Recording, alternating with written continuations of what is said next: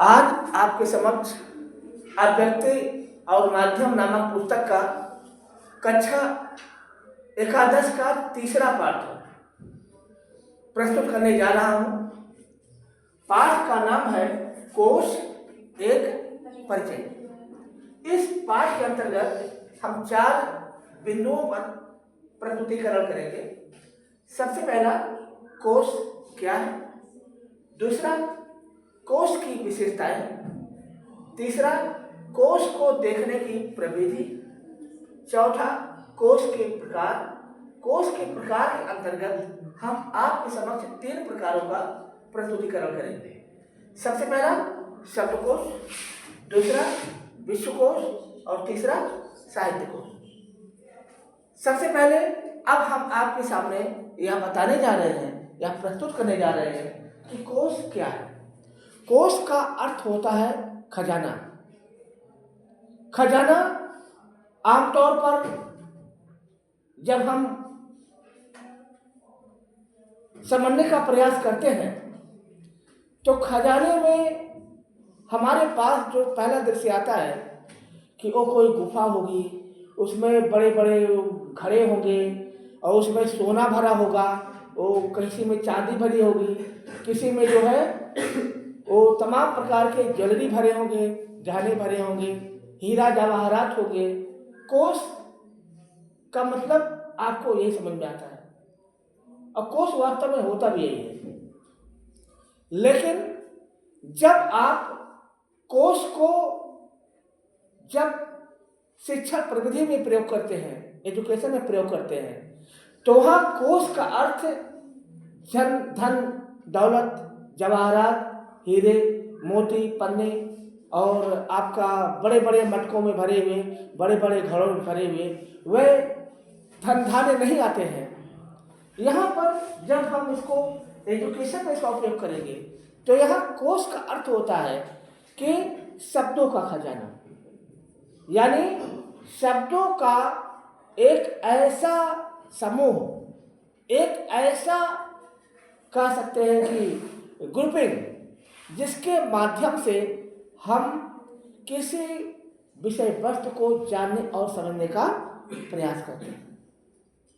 दूसरे शब्दों में कह सकते हैं कि कोश का आशय एक ऐसे शैक्षणिक प्रविधि के प्रयोग से है जिसके अंतर्गत हम किसी भी विषय वस्तु को जानने, समझने और आत्मसात करने का प्रयास करते हैं।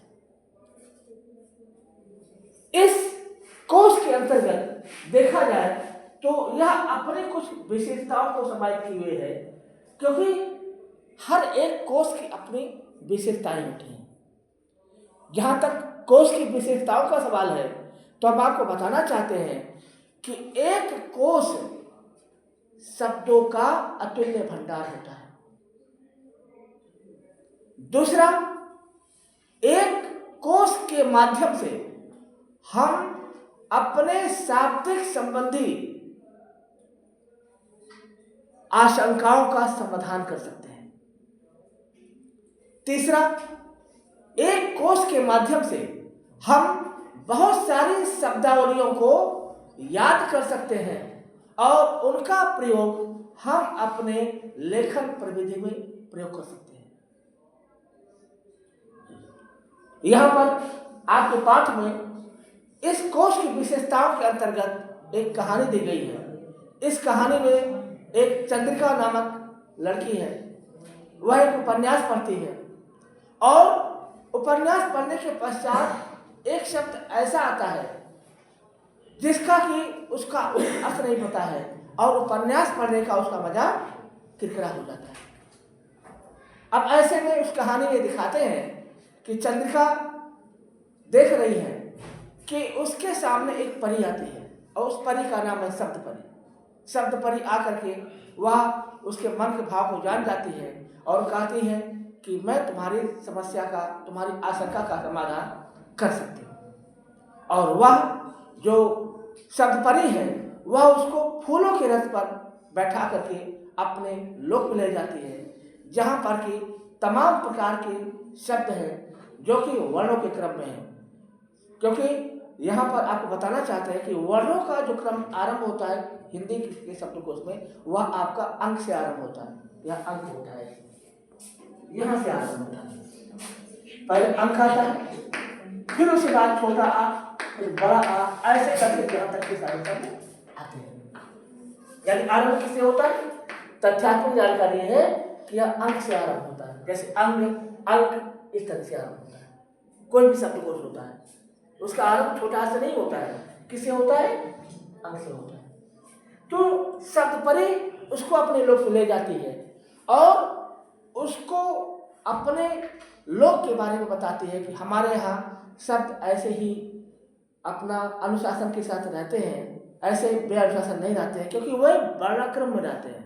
वह अंक से होंगे, फिर छोटा आ, और छोटा भी ऐसे नहीं, छोटा आ अगर होगा तो छोटा आ के साथ जो है सबसे पहले क्या आएगा? छोटा आ ही आएगा। इससे संबंधित जितने शब्द होंगे वह आएंगे। फिर छोटा आ के बाद जितने छोटा आ पर आपका आ मिलाकर जो बड़ा है वो आएगा। यानी जो भी शब्द आएंगे आप शब्दकोश में देखेंगे वह एक सिस्टमेटिक वे में रहेंगे। ऐसा नहीं पहले छोटा आ गया, फिर छोटा ऊ आ गया, फिर आपका का आ गया, फिर चा आ गया, ऐसे नहीं आता है। आता है तो वह अल्फाबेटिकल आता है। यानी छोटा आ से ले अंक से लेकर के पहले आरंभ होता है छोटा, और छोटा हुआ भी ऐसे नहीं, इस क्रम में आता है। छोटा पहले आएगा, फिर छोटा, फिर छोटा आएगा, फिर आपका बड़ा के बाद क्या हो गया? फिर आपका आ प्लस छोटा बड़ा छोटी ई करके आएगा, फिर ऐसे ए आपका आएगा, यानी आपका ए हो जाएगा, ऐसे करके शब्द आएगा। यानी इनका एक सिस्टम होता है। और आपको परीक्षा में एक प्रश्न दिया रहता है जिसमें कुछ शब्द रहते हैं और उन शब्दों के बारे में लिखा हुआ होता है, निर्देश दिया होता है, इनको क्रम से करिए। तो क्रम करने का तरीका यही है। आपका छोटा आपका इस तरीके से आप देखते जाइए कि आ से आ मिलकर कौन सा आ रहा है, फिर आ से आ मिलकर बड़ा आ रहा है कि नहीं आ रहा है, फिर ए आएगा। ऐसे करते हुए आपके सारे के सारे शब्द शब्दकोश में दिए जाते हैं। और ये जो शब्दकोश देखने की जो तीसरा पॉइंट है, देखने की प्रविधि यही है। जब आप शब्दकोश में शब्दों को देखते हैं तो जैसे मान लीजिए आपका शब्द हो गया, कोई एक शब्द आप बताओ अपने तरफ से, मैं बताता हूँ देखने का तरीका। कोई भी शब्द बताओ, एक शब्द का नाम लो कोई। जैसे हमने लिया अमर, शब्द है अमर, ठीक है। तो अमर शब्द जब आप देखेंगे तो अमर को देखने के लिए आप सबसे पहले जब शब्दकोश को देखेंगे तो सबसे पहले आप छोटा आ पर जाएंगे। छोटा स्टार्ट कहाँ से हो रहा है? ठीक है। फिर छोटा आ के बाद जो है आप क्या करेंगे कि आप छोटा आ, फिर छोटा आ प्लस करके आपका ए आएगा। पहले छोटा आ से जितने शब्द होंगे वह कंप्लीट होंगे। फिर बड़ा से आपका छोटा आ के बाद जो है जैसे आ, ऐसे आ हो जाए एक आएगा। फिर छोटी ई से जो शब्द बनेंगे, मतलब आपका आ और आ मिल करके जैसे इस तरीके से आएगा। आपका बड़ा आ वाला हो गया, जैसे आ के बाद आगार आ गया, ठीक है, ठीक है, आगाज आ गया, इस तरह के शब्द आएंगे। फिर अगला क्रम क्या होगा? ऐसे ही छोटा आ बड़ा, फिर उसके बाद आ ही रहेगा, लेकिन जो है आपका आ के साथ जो है जैसे आपका शब्द आ ही है, आ में जैसे जुड़ गया आपका आगार आ गया। फिर उसके बाद छोटी से आप देख लीजिए क्या होगा, बड़ी से ऐसे आएगा, फिर छोटा से आएगा, फिर जैसे आपका आ गया जैसे अंग आ गया, जैसे आखर आ गया, ऐसे करके आएगा। आखर का मतलब क्या होता है? अक्षर होता है।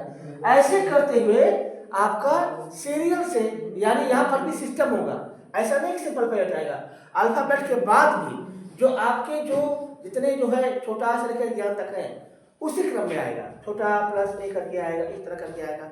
आप जब डिक्शनरी देखेंगे तो आपको जो है पता चलेगा कि आपका सीरियल यही रहेगा। अब जैसे अमर है तो आ के बाद चलता रहेगा, फिर देखिए आ के बाद माँ आएगा, जैसे अमन ऐसे करके आएगा, अमन, और जो है अमर।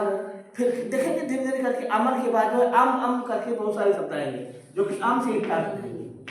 अम से ही रहेंगे, अम जो आगे जुड़ता जाएगा, ठीक है। ऐसे करके अंत में जो है आपका कुछ देखेंगे रा आएगा, ठीक है। तो ये होता है शब्दकोश को देखने का तरीका।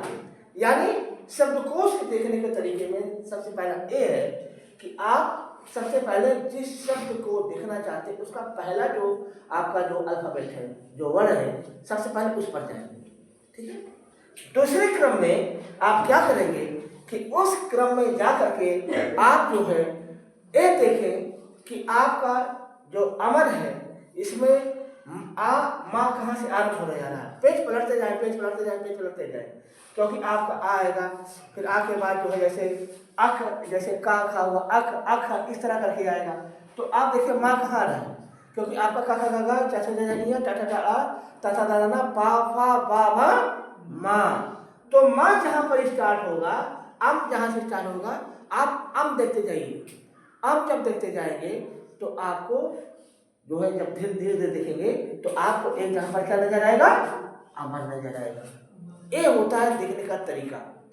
इसलिए जब आपके प्रश्न पत्र में ये दिया रहता है कि आप जो है शब्दों को क्रम से करें, तो आप इस बात का ध्यान रखें कि पहले आप उसमें देखें। जैसे मान लीजिए आपका 3-4 शब्द दे दिया, जैसे दे दिया अमर दे दिया गया, ठीक है, गागर दे दिया, इसको सीरियल से करो, तो दे दिया गया आपका तीसरा शब्द दे दिया गया आपका, जैसे दे दिया गया सागर। ये 3 शब्द दे दिया गया, इसको करो। तो बताइए सीरियल क्या होगा, कोई बता सकता है इसका सीरियल क्या होगा? पहले क्या आएगा, पहले कौन सा आएगा, कोई जी, पहले कौन सा शब्द आएगा अगर शब्दकोश में देखा जाए तो?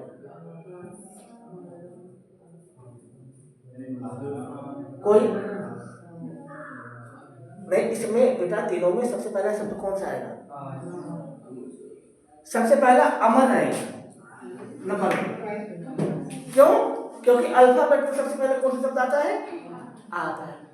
दूसरे में क्या आएगा, दूसरे में क्या आएगा, गागर आएगा, क्योंकि आ छोटा बड़ा छोटी बड़ी करके देखो तो आपका का ख ग एक दूसरे नंबर पर आएगा, ठीक है।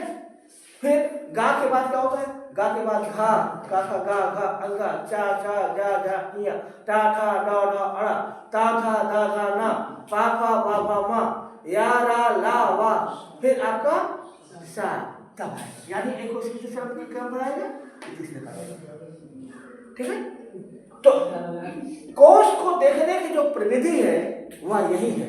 यानी आप अल्फाबेट के अकॉर्डिंग, आप वर्ण के अनुसार आप शब्दकोश के पेजों को पलटते जाएंगे और पलटने के पश्चात आपको शब्दों का क्रम पता चलेगा कहाँ पर क्या आ रहा है। और जब आप शब्दकोश देखें तो दूसरे जिस बिंदु का ध्यान रखें वो ये रखें कि आपका जो शब्द आएगा, जैसे माने आपने छोटा आ से आरंभ किया तो छोटा आ के बाद छोटा आ प्लस आ, छोटा आ प्लस बड़ा, छोटा प्लस छोटी, इस क्रम में आप देखते जाइए, इस क्रम में देखते जाइए, छोटी बड़ी छोटा हो बड़ा हो, इस क्रम में आपका सारे शब्द आते जाएंगे। तो आपको शब्दों को ढूंढने में दिक्कत नहीं होगी।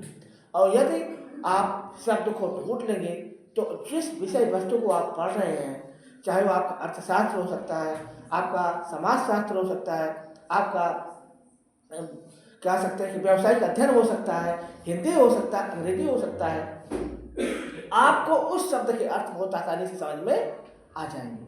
तो कोश को देखने का जो तरीका है वो मैं आपको फिर से रिपीट करना चाहता हूँ। सबसे पहले आप वर्ण पर जाएं, वर्ण के पश्चात वर्ण से जुड़े हुए जो संयुक्त अक्षर है, संयुक्त अक्षर के क्रम में जाएं, आप उसके अनुसार देखें। और फिर उसके पश्चात इसी क्रम में आप विभिन्न वर्णों के अनुसार आप अपने शब्दकोश को पलटते जाएं और आपको उसका अर्थ पता चल जाएगा। शब्दपरी ने यही किया। शब्दपरी ने क्या किया कि उस चंद्रिका को, चंद्रिका नाम जिसका अर्थ नहीं समझ को शब्दकोश में ले गई और जा करके उस शब्द के सामने खड़ा कर दिया कि देखो भैया ये तुम्हारे शब्द हैं और तुम्हें इसके अर्थ समझ में नहीं आए थे। उसका जो शब्द था मैं आपको बता देना चाहता हूँ, उसका शब्द क्या था, शब्द उसका था, वहाँ पर पहुँच गई वो बता रहा है, उसके जो शब्द थे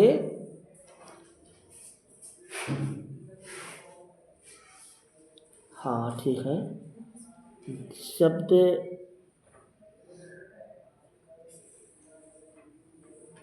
उसका शब्द था अन्वय, अन्वय शब्द था।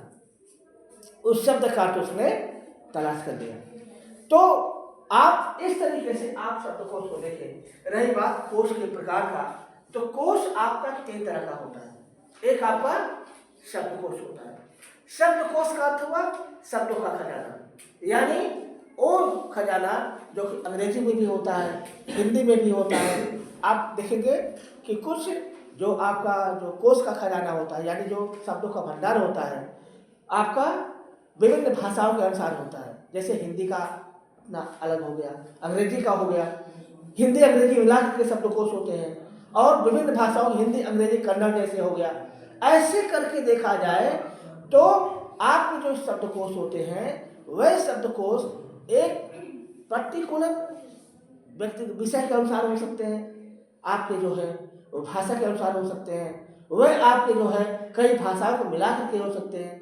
यहाँ तक कि आपका जो शब्दकोश होता है वह शब्दकोश आपके विषय के अनुसार भी होता है। जैसे व्यवसायिक अध्ययन का शब्दकोश मैंने देखा है, आपके जो है अर्थशास्त्र का भी शब्दकोश देखा है।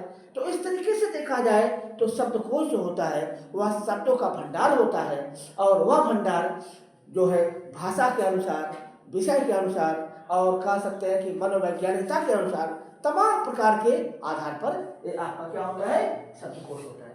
रही बात विश्वकोश, तो विश्वकोश का मतलब हुआ विश्व का शब्दों का भंडार, यानी विश्व की जितनी भाषाएं हैं, विश्व के जितने विषय हैं, उन सबके शब्दों का जो है अपना अपना भंडार होता है, मिलाकर के भंडार होता है। जैसे हिंदी का शब्दकोश, अंग्रेजी का शब्दकोश, आप कह सकते हैं कि उर्दू के आप उर्दू का शब्दकोश ये भारतीय भाषाएं होंगी।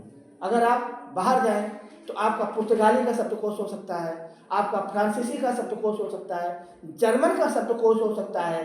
तो इस तरीके से देखा जाए तो विश्वकोश का मतलब है कि विश्व पटल पर पाया जाने वाला, विश्व के स्तर पर पाया जाने वाला शब्दों का भंडार। ठीक है।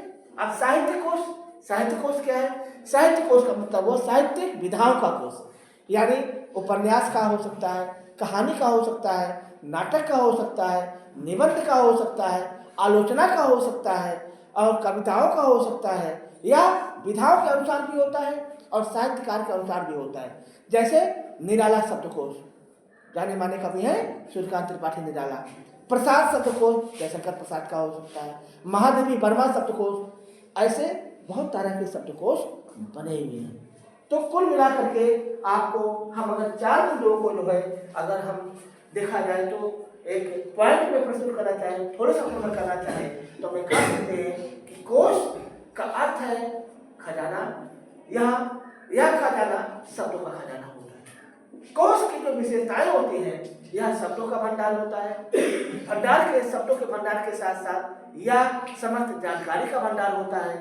तीसरा, हम शब्दों के माध्यम से, शब्दकोश के माध्यम से अपनी आशंका का समाधान कर सकते हैं। और सबसे बड़ी बात यह है कि जो एक कोश होता है वह तमाम प्रकार से देखा जाए वह हमारे जो है कह सकते हैं कि जानकारी का दर्पण होता है, जानकारी का आईना होता है। रही बात कोश को देखने की प्रवृत्ति, तो हम सबसे पहले वर्णमाला पर जाते हैं, वर्णमाला के बाद वर्णमाला से जुड़े संयुक्त अक्षर पढ़ जाते हैं, उसके क्रम में देखते चले जाते हैं, और हमको उससे संबंधित शब्द से संबंधित हमें व्याकरण भी पता चलता है। उसमें संज्ञा, उसमें आपका पार्ट ऑफ स्पीच कौन सा है, उसमें क्रिया, उसमें आपका वाच्य कौन सा है, उसमें आपका वचन कौन सा है, लिंग कौन सा है, इस सारी जानकारी हमको शब्दों से पता चल जाती है। तो यह देखने की प्रवृत्ति। रही बात प्रकार का, तो प्रकार में शब्दकोश यानी शब्दों का कोश, विश्वकोश यानी विश्व की समस्त जानकारियों का कोश,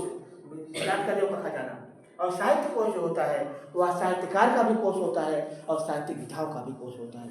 तो इस तरीके से मैंने आपको कोश से परिचय कराया, और उम्मीद है कि आपको कोश का जो है आशय, कोश की विशेषताएं, हम शब्दकोश को कैसे देख सकते हैं और कोश के कौन से प्रकार हैं, यह आपको अच्छी तरह से समझ में आ गया होगा। इन्हीं शब्दों के साथ मैं इस पाठ को समाप्त करता हूँ। आप सबको नमस्कार। जय हिंद, जय भारत।